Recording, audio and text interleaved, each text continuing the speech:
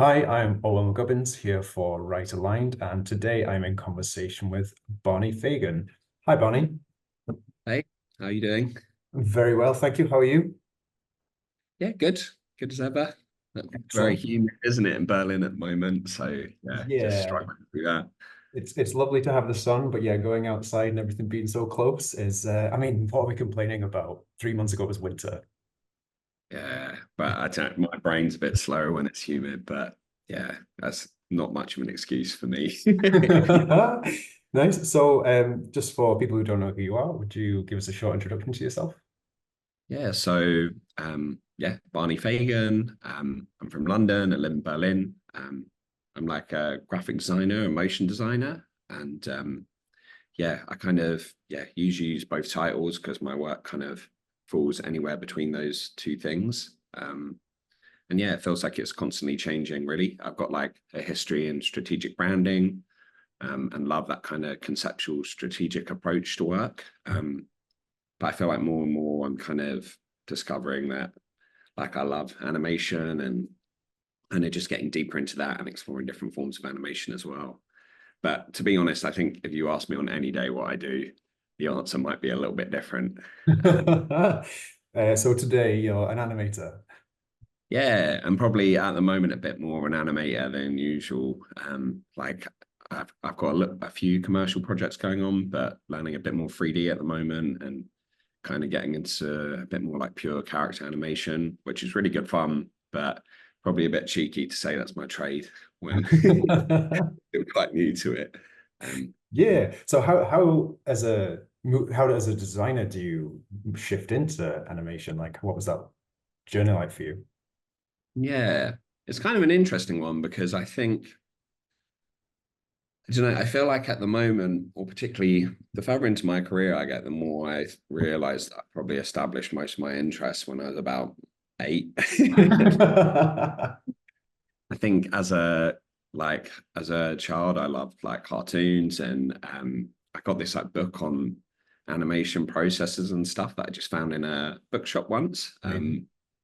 And I think for me, that was like in secondary school, quite a big interest. And then I got really into film. And then, yeah, so it's kind of interesting you say going from graphic design to animation, because I suppose it's graphic design is kind of like the dip in the U, really. So I was interested in those things. And then I went to Kingston to do my foundation, where I had these interests in like film and animation, but then also really enjoyed graphic design thinking. Um, and essentially ended up doing the graphic design course at Kingston because it felt like the only course that was kind of wide enough and conceptual enough for me to kind of pursue all those interests. And then, yeah, ended up enjoying graphic design as well. I think the course is kind of cool graphic design, but maybe shouldn't be. But I took that a little bit too literally and went and like did a lot of quite like pure graphic design work and Hmm. pursued that. But even quite early on into kind of interning, really like kind of picked up After Effects and did motion stuff and really enjoyed that. And yeah, kind of everything developed from there, really like always doing a bit of motion and a bit of design side by side. Um, and yeah, like I think my career is kind of always going between the two, which I like it makes my day to day really good fun. But I think sometimes when I'm speaking to clients or studios about what I do, they're a bit confused or sounds like I'm jack of two trades. Yeah. um, but yeah, I don't. Hopefully that answered the question. Yeah, for sure. How do you find, so you said you do like a lot of conceptual work in university. Do you find that you're still able to do a lot of conceptual work now? So I think a lot of people find it's like you work for clients or work for agencies and it's like, oh, we need you just to do this. So we have an idea, just do the artwork, our idea. So you're still able to do a lot of conceptual work in your day-to-day work. Yeah, no, it's a really interesting point, and I think it's something that's changed a lot. I assume just with experience. Um, I feel like yeah, Kingston, it was really conceptual, which I think is interesting because despite it, like I think they were quite vocal about not being graphic design, but roles like being a creative at a design shoot or like advertising agency or doing strategy, like even terms like copywriter, like I wasn't really familiar with them until I started practicing, which like looking back, those kind of roles probably would have fitted what I was doing a bit better at university. Mm. But yeah, my work at university was very like research driven and conceptual, like, yeah, kind of, I don't know, halfway between like documentary and research, and then also like trying to like test with those variables and make kind of, more research driven basically without going into a big rabbit hole. Mm. And then I found when I graduated, it was very much, oh, you're a graphic designer, like, can you set this type for me, or can you make a book, or could you design a logo? And it was a lot more prescriptive. And I even think quite a few people have this experience from courses, like not just Kingston, but like when they come from a conceptual background, that it's almost as if the course is a bit more challenging than the job. So you do something that's quite all encompassing. You're used to like, I don't know, you make a publication where you produce all the research and interview people, and you're thinking about things quite holistically. And then you make that next step to being a junior or an intern in the studio. And it's like, we need you to just look up images of one person for 3 days or something. So it's quite like a big mindset shift. Yeah. But then I'd say the further I've got in my career, like there's definitely places I've worked which they're really good at like being aware of your different skills and getting you to use them. So I will probably get onto it, but Cloto, Louis, who you spoke to, was like running the strategy in Berlin, and I think he knew I like kind of had an interest in that. So I did some things like that, as well as doing like motion and design. I find with my freelance clients now, like a lot of the time, I find you only get paid to do the work that you've done before. But because I've done some work that shows I can like write the script for stuff and show the thinking behind a piece of animation, as well as, or a piece of motion, as well as doing the motion itself, then people kind of trust you to do that.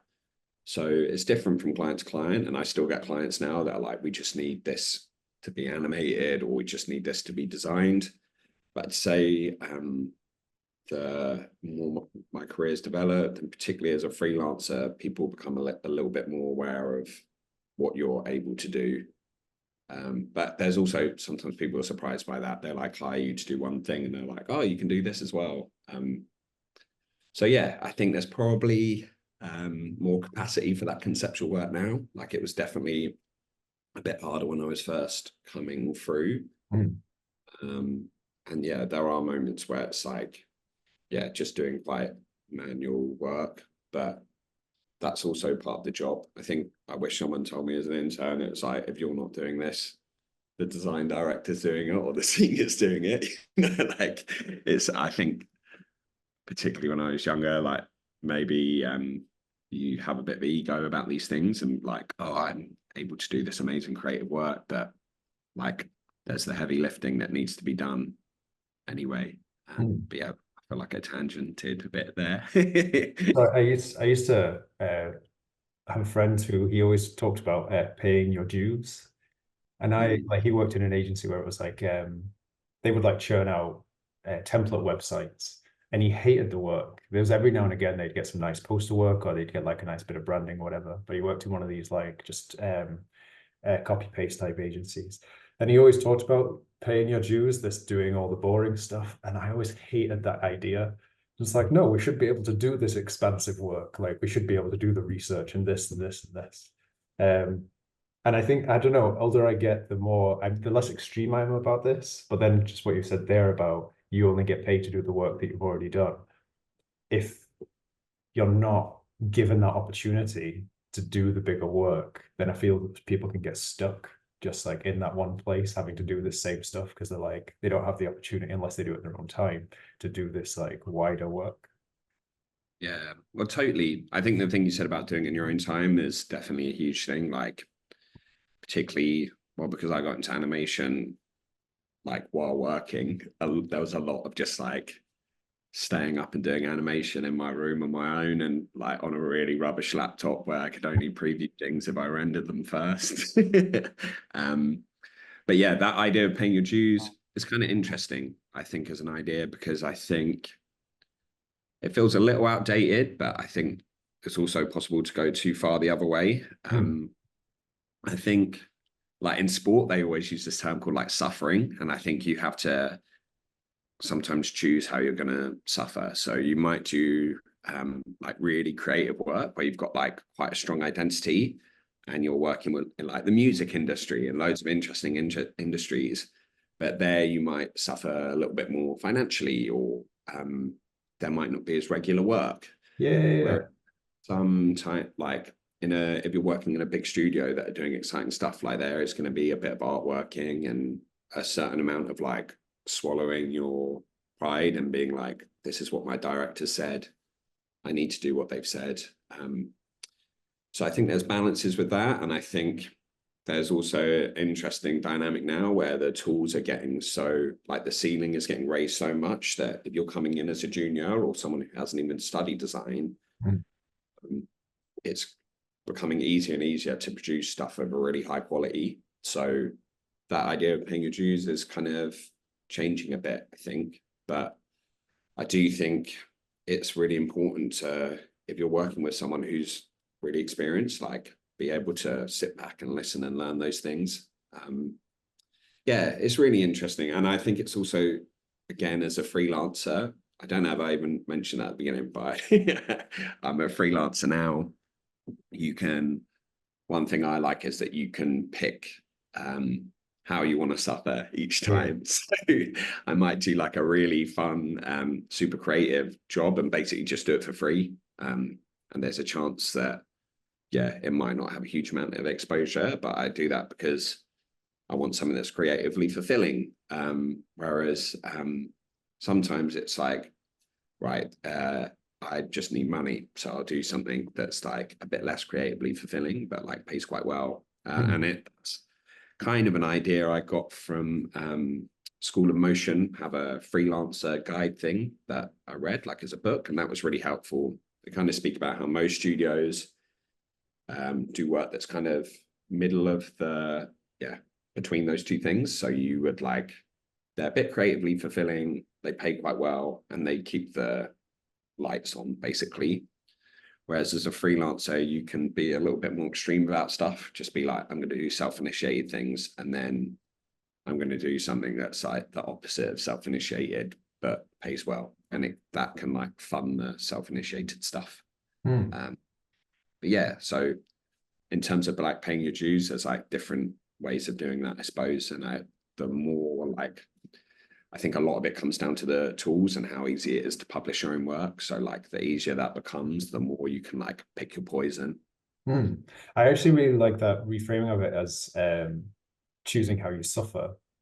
I think that's super interesting because paying your dues feels like you're paying it to somebody else. It's like if you're working in a studio where you're not getting particularly creative work, or you're having to artwork things that you don't think are particularly interesting from a creative director that you don't think is particularly inspired, like why am I paying my dues to that person?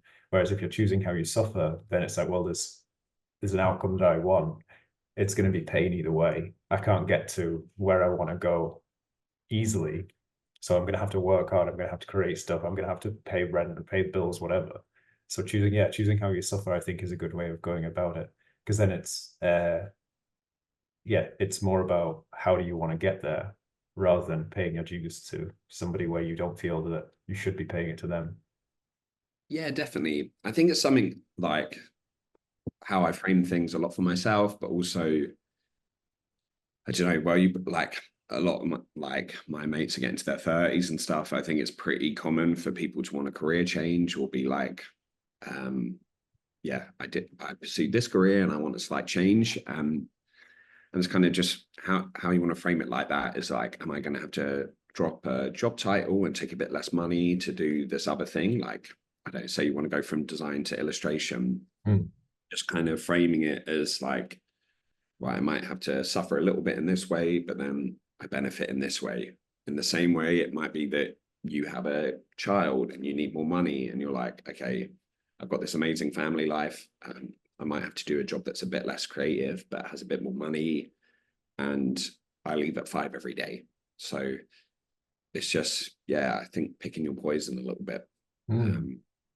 But yeah, it's also like different people. I don't know, it's one way of seeing the world. I think maybe it's like a little bit arrogant because it just assumes that you can like go wherever you want to. But I yeah, know, I don't think it is arrogant. I think it is about, because there's like I talked to loads of freelancers and they, especially this year or over the last 12 months, they feel like they're struggling a lot and they don't know what to do and they don't know what to change and that kind of thing. But they kind of get stuck in a mindset. I want this thing, but I don't know how to get to it, whatever. Because there's like as people we move away from, we don't move towards pleasure, I move away from pain. So it's like they know the hard thing they need to do. They just either don't have the confidence to do it or they don't want to do it because it's hard. Whereas if you put it in the mindset of, look, this life is going to go on and life is going to be difficult in one way or the other, no matter what it is that I choose, then choose, as you say, pick your poison, know it's going to be difficult, but then be willing to do the work. yeah, I think it's arrogant. I think it can be actually quite um not humble. I think it's realistic. it's, do you know there? So heads up, I'm a complete like football head and everything. I just think of in football terms. But I was listening to this thing about Real Madrid recently. They always like win the Champions League, and people say they have this balance of being arrogant enough to always think they can win, but humble enough to know they'll suffer sometimes. Mm. And I think it's that kind of balance. Like I think for me, I know that like most things, if I work hard enough, like I'll be able to get there eventually. But it's a humility to be like, it is going to be hard work to get Mm. there. Yeah, I suppose it's kind of a balance of those two things. Um, Yeah, but it's also, again, I suppose as well, it comes from a slight position of privilege as well, like that thing of, yeah, well, you're in the same position as me living in Berlin. Like my friends in London, it's, yeah, harder to rent and you like to pay a mortgage, you need to be earning a certain amount. So that idea of like being creatively fulfilled is probably a little bit of a lower priority. mhm. But when you live somewhere where your overheads are a little bit lower, then you, yeah, can think about those things a little bit more. But again, that's kind of a thing of like, yeah, I'm not sure suffering's the right term, but like being aware of your options and picking the ones that it's like, yeah, if I live somewhere that's a bit cheaper, then I've got a little bit more room to do my own work and things like that.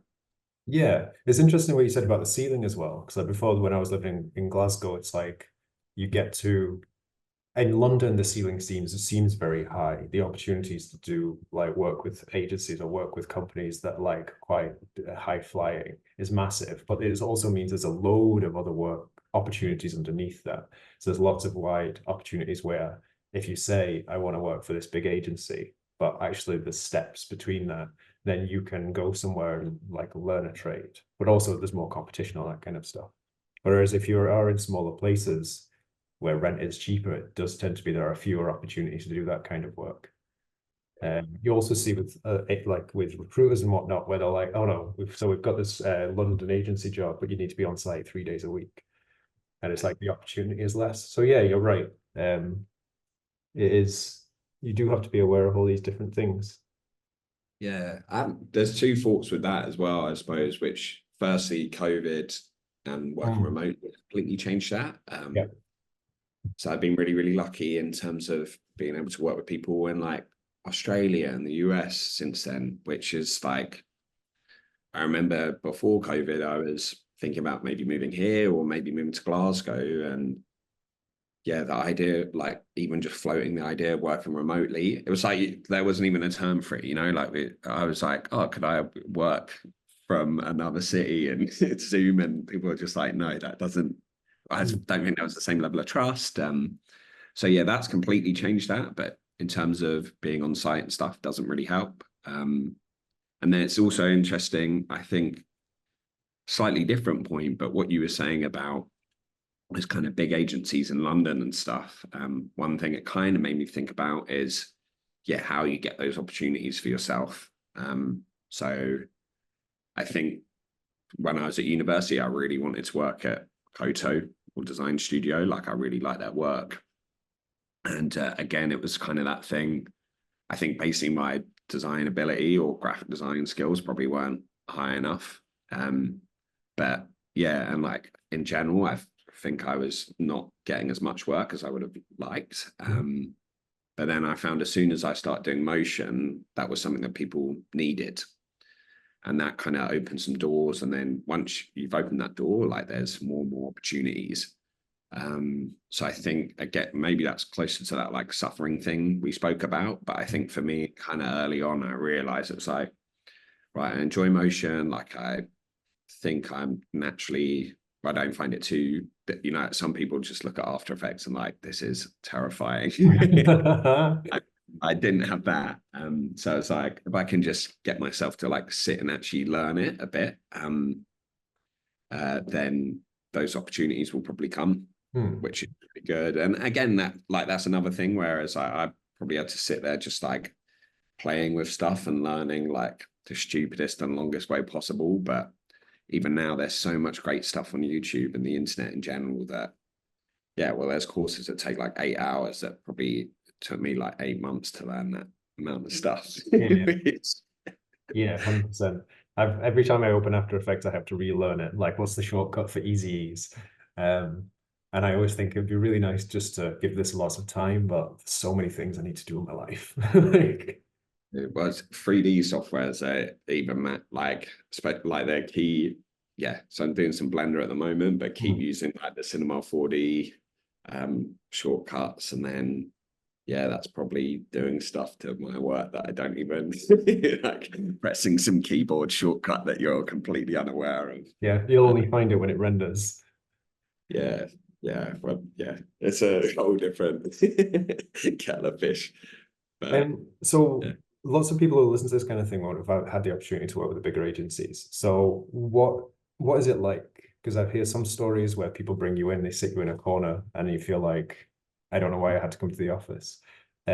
So yeah, what was your experience? In terms of when you Just say like practical experience of working there, like was it like an engaging environment? Did you find that it was, were you just stuck in a corner, or was it like brought into the team?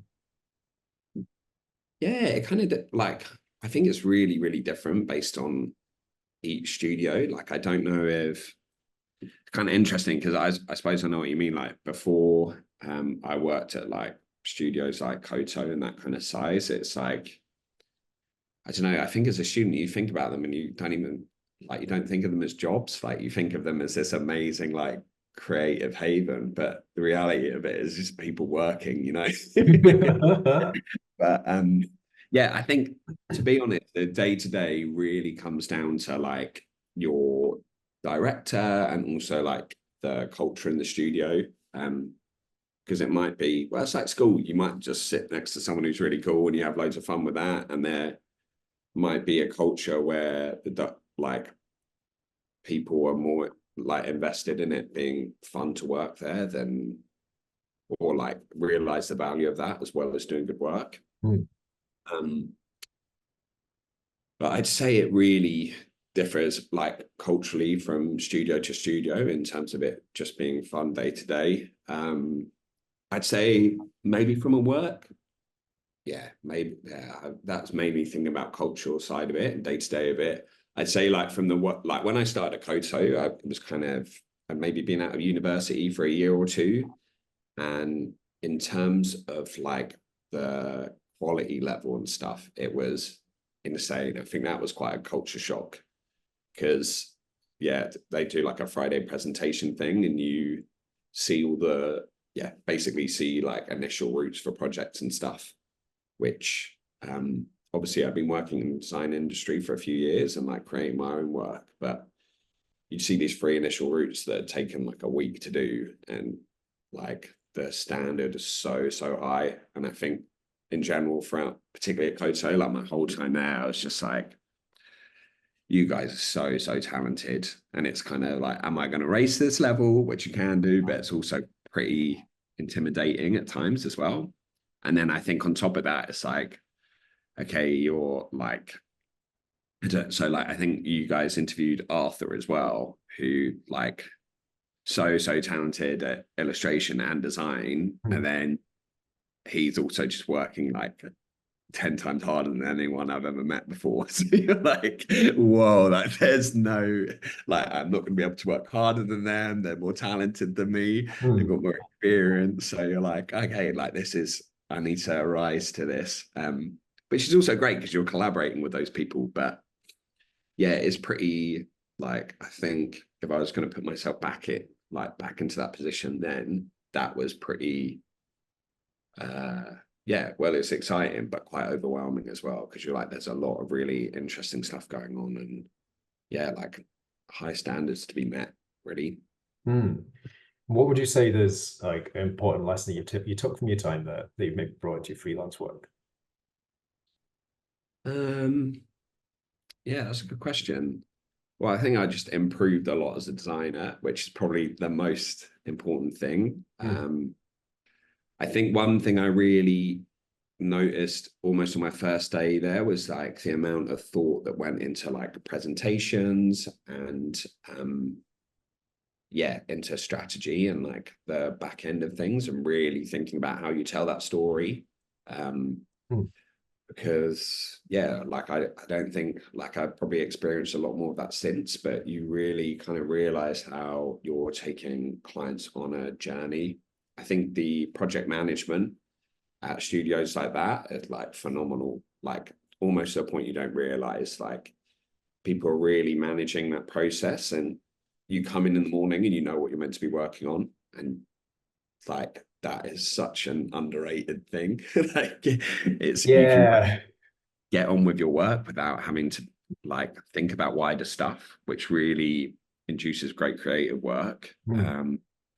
So yeah, just the smoothness of that, and like a constant awareness of like the work you're doing, but also how the client is perceiving it. So it's like things like I suppose you'd essentially call it like mood boarding really early on. So you know what kind of work the client likes, so you can build stuff around that, but also making sure the client feels involved early on. So it's like, we're making some decisions, help us do that. It's like they're invested and they understand the process a lot earlier than if you go and do 3 amazing routes that are like super creative that they might just see and be like, oh my God, this isn't our brand anymore. So yeah, I think that kind of how important that process is, and yeah, like learning where to have routine and where not. So like, yeah, coming in at 9 every day and leaving at 6 every day is good for people, and people knowing how different stages work really helps them to be creative within those. Like you're painted by numbers to a certain extent, and then yeah, like you don't have to stay between the lines, but you kind of know what page you're going to be on at different parts of the project. But yeah, just kind of, yeah, it was a very long-winded like No, excellent, absolutely excellent. yeah, basically how structure induces creativity, I think, is the main thing I learned. Yeah. But also the thing you said at the very start, just like being able to come in and just do your work, because I think that's the thing you can struggle with as a freelancer, is you have to think about all these different things, and like you can't think about all at once. And if you sit down at your desk, it's like, right, what am I doing today? Then you can have a really unproductive day. Whereas if it's like, okay, it's Tuesday, it's 11 a.m. This is what I'm doing now. Like that creates that framework to yeah, stay within the lines, but also color outside them. Even just thinking outside your laptop for that is huge, I think. Like, I think it's so easy to be like, I need to do this piece of animation. Let's open After Effects. Whereas like, I really forced myself to like get a sketchbook out and like be like, okay, what are we going to make? Just write as many ideas. So like give yourself a bit of a checklist to work through, because otherwise it's so easy to get lost in things, particularly when you're like things like animation and 3D, you're always kind of learning as you do it. And be like, well, that I budgeted for 3 days and I've just spent a day and a half like learning how to round corners on this. Using the I'm wrong not sure I spent a day shortcuts. and a half, but God, sorry. So this conversation was absolutely excellent. Just before we finish up, can you tell us, how do you stay happy in your work? how do I say happy in it? That's a tough one, but I think for me, it's kind of variety, and that's a lot easier as a freelancer. So like, there's different stuff I like to do. So giving myself time to do those things, and yeah, like you can kind of like I can speak to agencies and maybe do a few weeks of agency work and then take a bit of time to do my own personal work. So yeah, I think variety is probably the key. And also that thing, I think Arthur said it in the interview with Right Align, like taking a step back and being like, yeah, that 8-year-old me who was like obsessing over a animation book that had pictures of pencils in it could see my life now. Like, you're really lucky. Like, even if it's doing the 5th iteration of a logo, like you're literally coloring in for a living, living the Yeah, dream, yeah, it's pretty wonderful. Yeah. So yeah, I think it's a mixture of variety and yeah, taking a step back and just like appreciating things for what they are, really. Nice. Which is hard to do. Yeah, good. So where can people find out more about you? So my website is barneyfagan.com. I'm on Instagram as well. Yeah, and there's also this interview now, I suppose. But yeah, the website's probably a good starting place. I also think just feel free to reach out. Like, always happy to help people or speak to people about stuff. Because yeah, I don't know how great the web is for like giving a strong overview. But yeah, website's probably a good starting place. Nice. Barney, this has been absolutely fantastic. Thanks so much. It is. And to everybody who's watched, thanks for watching and see you on the next one. Hey, thanks for watching. If you enjoyed that, if you found it useful, like, subscribe, leave a comment, do all the YouTube stuff. If you want more from Right Aligned, on our website you can find studio workshops, design courses, and inspirational stories. We're also now doing in-person events with Process. You can find out all about that on Eventbrite. And of course, you can follow us on LinkedIn and on Instagram /Right Aligned Academy. See you on the next one.